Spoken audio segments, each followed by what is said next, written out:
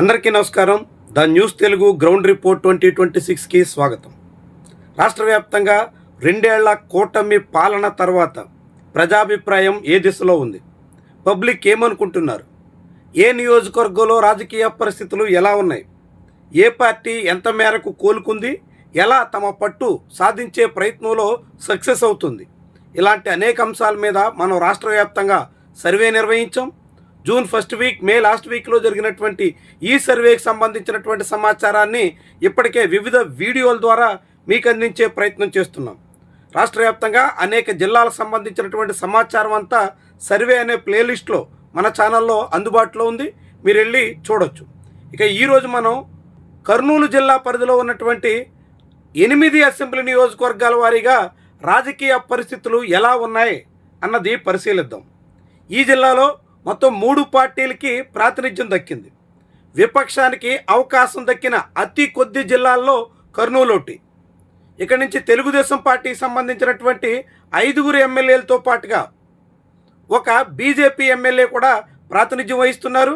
మిగిలిన 2 స్థానాల్లో వైఎస్ఆర్సీపీకి సంబంధించిన ఎమ్మెల్యేలు ఉన్నారు.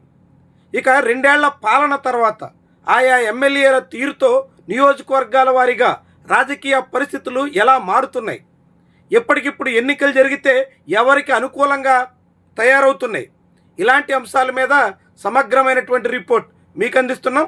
పూర్తిగా చూడండి. జిల్లా కేంద్ర నియోజకవర్గం కర్నూలు. ఇక్కడి నుంచి రాష్ట్ర పరిశ్రమల శాఖ మంత్రి టీజీ భరత్ ప్రాతినిధ్యం వహిస్తున్నారు. తండ్రి వారసత్వంతో రాజకీయ ఆరంగేట్రం చేసి మొన్నటి ఎన్నికల్లో ఆయన గట్టెక్కారు.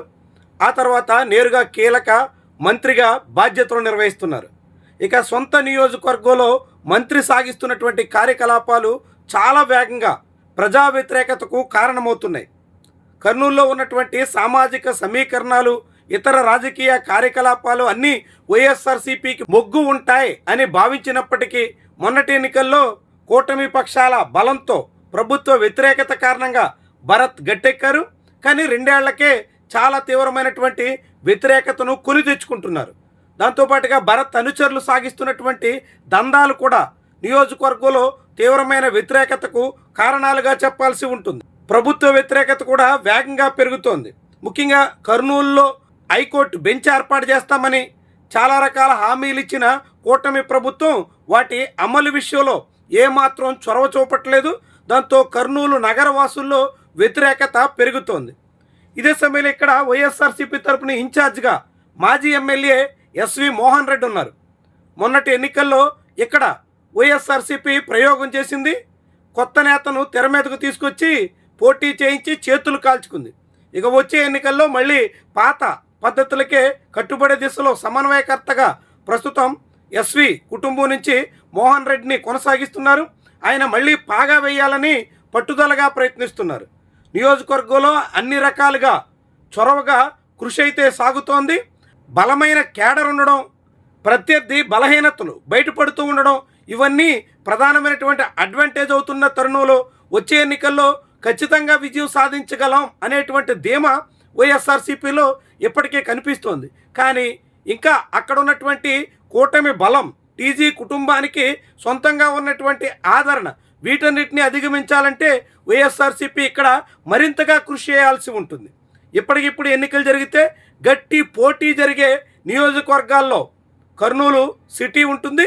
ఈ నియోజకవర్గంలో మంత్రి గట్టెక్కాలంటే మాత్రం తీవ్రంగా శ్రమించాల్సి ఉంటుంది. ఇక ఆ తర్వాత గట్టి పోటీ జరిగే నియోజకవర్గాల్లో పాణ్యం ఒకటి. ఇక్కడి నుంచి ప్రస్తుతం గౌరు చరితారెడ్డి ప్రాతినిధ్యం వహిస్తున్నారు. ఆమె గతంలో వైఎస్ఆర్సీపీ తరపున గెలిచారు. ఇప్పుడు తెలుగుదేశం పార్టీ తరపున తొలిసారిగా పాగా వేయగలిగారు.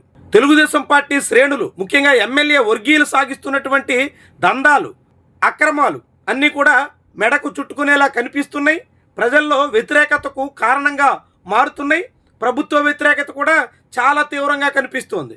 ఈ రెండు ఇక్కడ తెలుగుదేశం పార్టీ మళ్ళీ పాగా వేయాలంటే మాత్రం తలకు మించిన భారమే అనే అభిప్రాయం సాధారణ ఓటర్లలో కూడా వినిపించేదానికి కారణమవుతుంది. ఇక్కడ వైఎస్ఆర్సీపీ నుంచి సీనియర్ నేత కాటసాని రాంభూపాల్ రెడ్డి సమన్వయకర్తగా ఉన్నారు. జిల్లా పార్టీ బాధ్యతలు కూడా చూస్తున్నారు. వచ్చే ఎన్నికల్లో వారసుణ్ణి తెర మీదకు తీసుకురావాలన్న సంకల్పం ఆయనలో ఉన్నట్టు కనిపిస్తోంది. తండ్రి కొడుకు ఇద్దరు కూడా యాక్టివ్గా పార్టీ కార్యకలాపాల్లో పాల్గొంటున్నారు.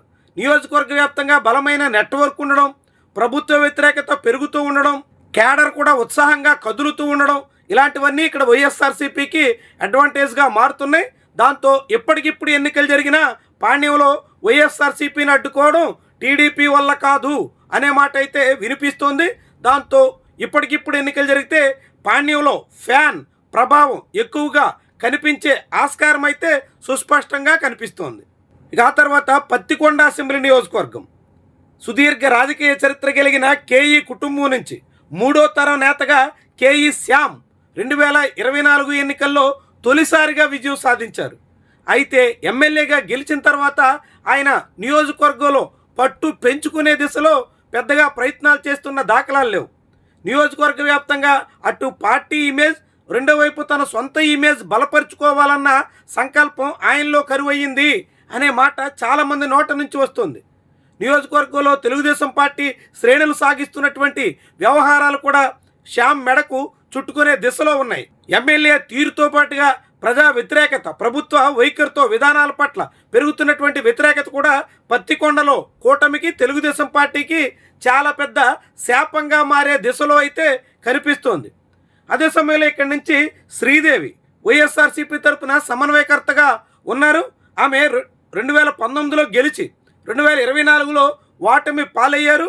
వచ్చే ఎన్నికల్లో ఇక్కడి నుంచి మళ్ళీ ఆమెకి అవకాశం దక్కుతుందా, లేకుంటే కుల సమీకరణాల రీత్యా మరొక నేతను ఎవరినైనా తెర మీదకు తీసుకురావచ్చా అన్న దాని మీద ఇప్పటివరకు అయితే వైఎస్ఆర్సీపీలో స్పష్టత లేదు.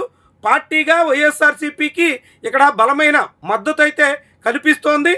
అదే సమయంలో ప్రత్యర్థి పార్టీ బలహీనతలు ఇవన్నీ కూడా వైఎస్ఆర్సీపీకి కలిసి వచ్చే దిశలో అయితే ఉన్నాయి. ఎప్పటికిప్పుడు ఎన్నికలు జరిగితే పత్తికొండలో మరోసారి ఫ్యాన్ ప్రభావం ప్రస్ఫుటంగా చూపించడానికి తగ్గట్టుగా వాతావరణం అయితే మారుతోంది. ఇక ఆ తర్వాత ఈ జిల్లాలోని ఏకైక ఎస్సీ రిజర్వ్డ్ స్థానం కోడుమూరు. ఇక్కడి నుంచి మొన్నటి ఎన్నికల్లో దస్తగిరి అనూహ్యంగా విజయం సాధించారు. వైఎస్ఆర్సీపీ చేసిన ప్రయోగాలు బెడిచికొట్టడం, ప్రభుత్వ వ్యతిరేకత, ఇతర అనేక కారణాలు కలిసి తెలుగుదేశం పార్టీ పాగా వేయడానికి దోహదపడ్డాయి. కానీ 2 ఏళ్లకే ఇక్కడ తెలుగుదేశం పార్టీలో కుమ్ములాటలు తీవ్రంగా కనిపిస్తున్నాయి.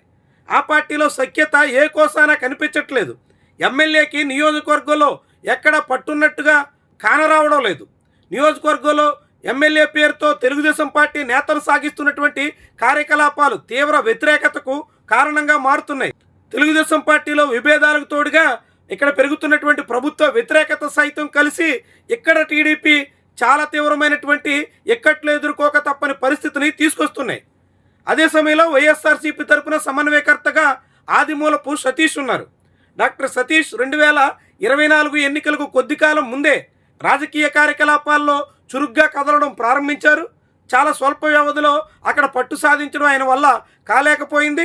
దాంతోపాటు ఆనాటి ప్రభుత్వం మీద వ్యతిరేకత కూడా తోడయ్యింది. దాంతో కోడుమూరులో వైఎస్ఆర్సీపీ తొలిసారిగా ఓటమి పాలయ్యింది. ఈ తరుణంలో వచ్చే ఎన్నికల్లో మళ్ళీ పాగా వేసే దిశలో పట్టు సాధించడానికి తగ్గట్టుగా ప్రయత్నం చేస్తుంది. బలమైన నాయకత్వం ఉండడం, క్యాడర్ అంతా ఉత్సాహంగా కదులుతూ ఉండడం, ప్రభుత్వ వ్యతిరేకత పెరుగుతూ ఉండడం, ఇవన్నీ వైఎస్ఆర్సీపీకి ఇక్కడ అడ్వాంటేజెస్గా మారుతున్నాయి. దాంతో ఇక్కడ ఇప్పటికిప్పుడు ఎన్నికలు జరిగితే మాత్రం వైఎస్ఆర్సీపీ పాగా వేసే దిశలో అయితే సాగుతోంది. ఇక మరొక ముఖ్యమైన నియోజకవర్గం ఎమ్మిగనూరు. ఇక్కడి నుంచి తెలుగుదేశం పార్టీ నేత ప్రాతినిధ్యం వహిస్తున్నారు. జయనాగిరెడ్డికి సంబంధించినటువంటి అనేక కార్యకలాపాలు చొరవగా నిర్వహించడంలో బలమైనటువంటి క్యాడర్ తోడ్పడుతుంది. తెలుగుదేశం పార్టీకి బీసీల్లో ఉన్నటువంటి పట్టు ఇంకా చెక్కు చెదరలేదన్నట్టుగా చెప్పాల్సి ఉంటుంది. నిత్యం ప్రజలకు అందుబాటులో ఉండే నేతగా ఆయనకు పేరుంది. బలమైనటువంటి నాయకత్వం ఉన్నప్పటికీ టీడీపీ నేతలు సాగిస్తున్నటువంటి దందాలు, ప్రభుత్వ వ్యతిరేకత, ఇతర అనేక వ్యవహారాలన్నీ కలిసి ఇక్కడ టీడీపీ ఎదురీదక తప్పని పరిస్థితిని తీసుకొస్తున్నట్టుగా చెప్పాల్సి ఉంటుంది. అదే సమయంలో వైఎస్ఆర్సీపీ మరొక ప్రయోగానికి పూనుకుంటుంది. సీనియర్ నేత చెన్నకేశ్వరరెడ్డి వారసుడిగా రాజీవ్ని తెర మీదకు తీసుకొచ్చింది.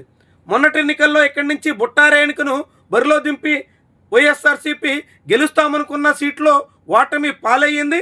వచ్చే ఎన్నికల్లో ఖచ్చితంగా మళ్ళీ పాగా వేయాలన్న పట్టుదలను ప్రదర్శిస్తుంది. చెన్నకేశ్వరరెడ్డికి ఉన్నటువంటి ఆదరణ, ఆయనకు ఉన్నటువంటి ఇమేజ్ అన్నీ ఇప్పుడు రాజీవ్ ఎలా క్యారీ ఫార్వర్డ్ చేయగలరు అన్నది కీలకమైనటువంటి విషయం. రాజీవ్ అయితే తీవ్రంగా శ్రమిస్తున్నారు.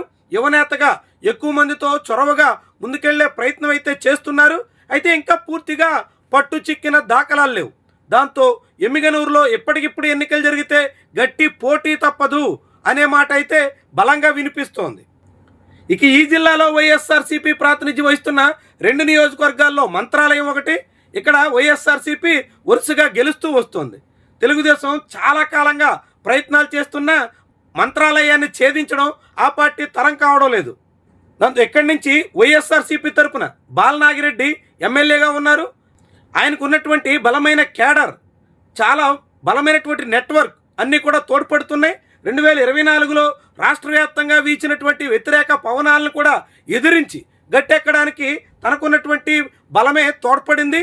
దాంతోపాటు ఇప్పుడు ప్రభుత్వ వ్యతిరేకత పెరుగుతూ ఉండడం అడ్వాంటేజ్గా మారుతోంది. అదే సమయంలో ఇక్కడి నుంచి తెలుగుదేశం పార్టీ తరపున రాఘవేందర్ రెడ్డి ఇన్ఛార్జ్గా ఉన్నారు. కానీ పార్టీలో మాత్రం సఖ్యత ఏ కోసాన లేదు. నాయకత్వం అంతా తలోదారి అన్నట్టుగా సాగుతోంది. బీసీ నేతకు పెత్తనం మీద అనేక మంది తీవ్రమైనటువంటి అసంతృప్తితో ఉన్నారు. దాంతో ఇక్కడ తెలుగుదేశం పార్టీ పాగా వేయడం అంత సులువైన విషయం కాదు అనే మాట అయితే ప్రస్ఫుటంగా వినిపిస్తోంది. దాంతోపాటు పెరుగుతున్నటువంటి వ్యతిరేకత, టీడీపీ నేతలు సాగిస్తున్నటువంటి దందాలు అన్నీ కలిసి ఇక్కడ టీడీపీ పరువుని మరింతగా దెబ్బతీసే దిశలో ఉన్నాయి. దాంతో ఎప్పటికిప్పుడు ఎన్నికలు జరిగినప్పటికీ మళ్ళీ వైఎస్ఆర్సీపీ జెండా ఎగరడం ఖాయం అనే మాట నియోజకవర్గంలో బలంగా వినిపిస్తోంది. ఇక మరో నియోజకవర్గం ఈ జిల్లాలో బీజేపీ ప్రాతినిధ్యం వహిస్తున్న ఏకైక నియోజకవర్గం. ఆదోని నుంచి పార్థసారథి ప్రాతినిధ్యం వహిస్తున్నారు. మొన్నటి ఎన్నికల్లో ఆయన గెలిపే చాలా అనూహ్యంగా చెప్పాల్సి ఉంటుంది. చివరి నిమిషంలో టికెట్ సాధించినప్పటికీ ఆయన విజయం సాధించిన దానికి చాలా ఆశ్చర్యం వ్యక్తం చేసిన సందర్భాలు ఉన్నాయి. అలాంటి నియోజకవర్గంలో ఇప్పటికే పార్థసారథి మీద తీవ్రమైనటువంటి వ్యతిరేకత కనిపిస్తోంది. నియోజకవర్గ వ్యాప్తంగా ఆయన మాటలు ఎక్కువ, చేతలు తక్కువ అనే మాట బలపడిపోయింది. ఇప్పటికే అనేక చోట్ల ఎమ్మెల్యేను కూడా నిలదీసే పరిస్థితులు వచ్చేసాయి.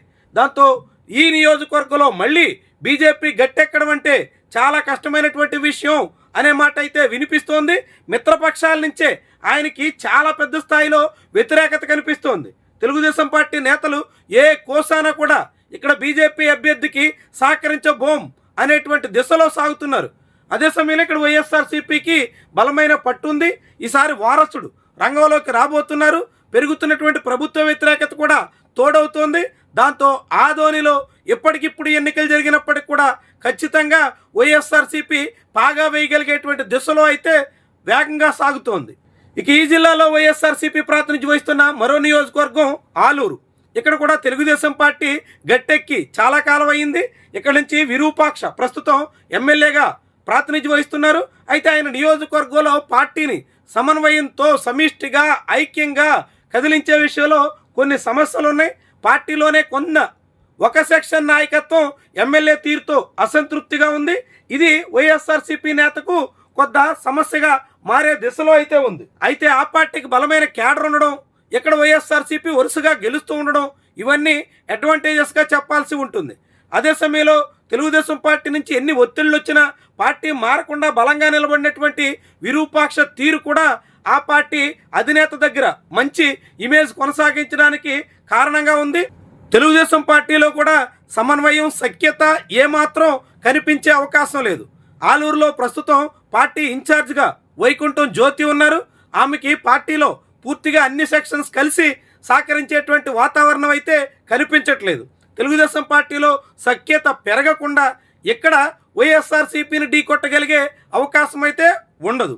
ప్రభుత్వ వ్యతిరేకత కూడా వేగంగా పెరుగుతున్నటువంటి తరుణంలో ఇక్కడ టీడీపీ పాగా వేయాలనేటువంటి పరిస్థితి రావాలంటే ముందు ఆ పార్టీ ఇంటిని చక్కదిద్దుకోవలసినటువంటి బాధ్యత ఉంటుంది. వైకుంఠం జ్యోతికైతే ఇప్పటికిప్పుడు అలాంటి పరిస్థితి కనిపించట్లేదు. దాంతో మొత్తంగా 2 ఏళ్ల తర్వాత ఆలూరులో ఇప్పటికిప్పుడు మళ్ళీ ఎన్నికలు జరిగితే మాత్రం కొంత గట్టి పోటీ తప్పదు అనే మాట అయితే బలంగా వినిపిస్తోంది. మొత్తంగా చూస్తే కర్నూలు జిల్లాలో ఉన్నటువంటి 8 అసెంబ్లీ నియోజకవర్గాలకు గాను కర్నూలు, ఎమ్మిగనూరు, ఆలూరు ఈ 3 నియోజకవర్గాల్లో మాత్రమే కొంత తెలుగుదేశం పార్టీ పోటీ ఇవ్వగల పరిస్థితి అయితే ఇప్పుడు కనిపిస్తోంది. మిగిలిన 5 నియోజకవర్గాల్లో పూర్తిగా వైఎస్ఆర్సీపీకి సానుకూలత పెరుగుతోంది. ఆ పార్టీ పూర్తిగా పాగా వేసేందుకు తగ్గట్టుగా పట్టు పెంచుకునే ప్రయత్నంలో ముందుకు సాగుతోంది. ఈ తరుణంలో మరి రాబోయే 3 ఏళ్ల కాలంలో తెలుగుదేశం పార్టీ ఎలా మళ్ళీ పుంజుకుని వైఎస్ఆర్సీపీని అడ్డుకుని కర్నూలు జిల్లాలో సత్తా సాటే దిశలో అడుగులేస్తుంది, లేదంటే మళ్ళీ ఇక్కడ కర్నూలులో ఫ్యాన్కి ఎదురే లేదు అనే వాతావరణం ప్రస్తుతానికైతే బలపడుతున్నటువంటి తరుణంలో ఇది చాలా కీలకమైనటువంటి అంశంగా చూడాల్సి ఉంటుంది. ఈ తరుణంలో వైఎస్ఆర్సీపీ తన 2 సిట్టింగ్ సీట్లను నిలబెట్టుకుని మిగిలిన స్థానాల్లో ఎంత మేరకు ప్రభావం చూపుతుందో రాబోయే రోజుల్లో ఆ పార్టీ ప్రదర్శించే పట్టుదలను బట్టి ఆధారపడి ఉంటుంది. ఇవి కర్నూలు జిల్లాకు సంబంధించినటువంటి లేటెస్ట్ సర్వే రిపోర్ట్స్. రేపు మరొక జిల్లాతో మళ్ళీ కలుద్దాం.